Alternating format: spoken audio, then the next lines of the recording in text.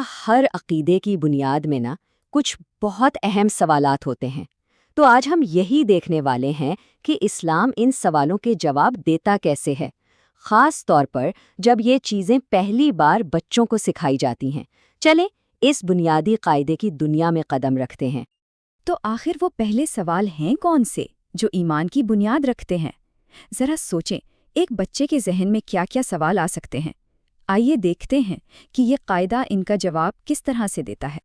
یہ جو کتابچہ ہے یہی ہماری رہنمائی کرے گا، اور اس کا طریقہ بہت دلچسپ ہے۔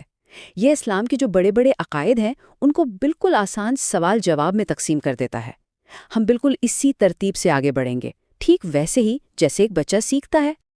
تو سب سے پہلا اور کہہ لیں کہ سب سے بنیادی تصور کیا ہے؟ بالکل، خالق کا تصور۔ یہ قاعدہ ہر چیز کی شروعات اسی ایک نقطے سے کرتا ہے، توحید، یعنی اللہ کی وحدانیت۔ اور پہلا سوال بہت سیدھا اور ذاتی سا ہے۔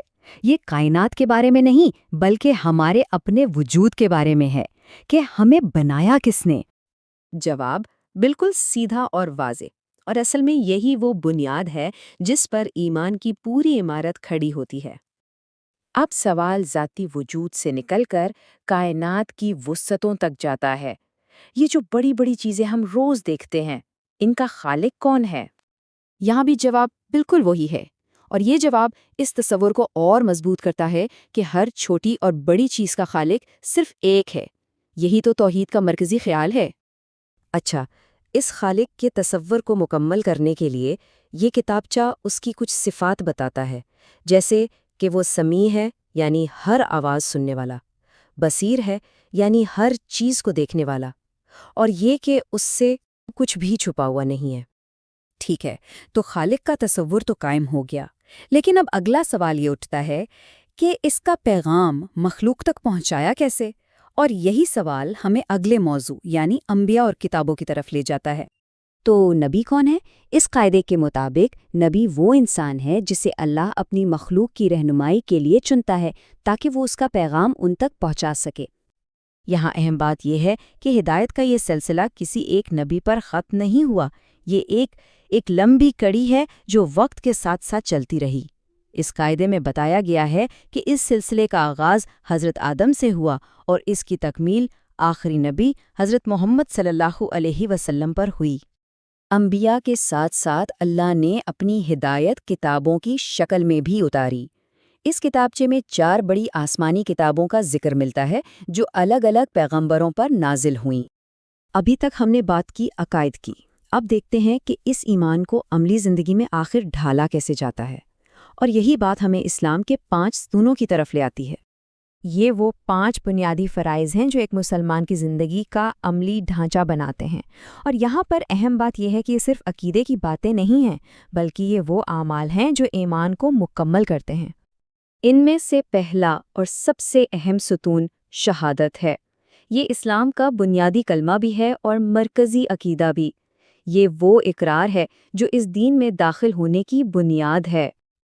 دیکھیں، کلمہ شہادت کی یہ خوبصورت خطاطی اس کی اہمیت کو اور اجاگر کرتی ہے۔ یہ صرف لفظ نہیں ہے بلکہ ان کے پیچھے ایک مکمل فلسفہ ہے جسے بہت خوبصورتی سے پیش کیا گیا ہے۔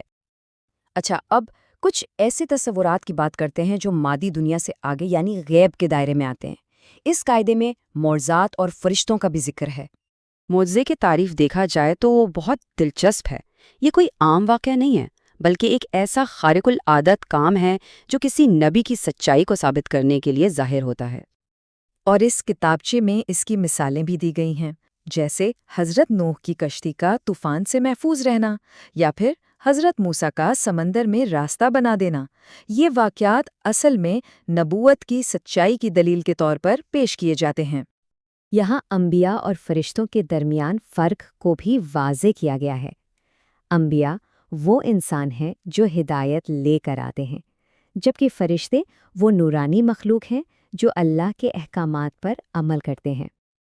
اور آخر میں ہم واپس اسی مرکزی نقطے پر آتے ہیں جس سے ہر چیز جڑی ہوئی ہے، شہادت۔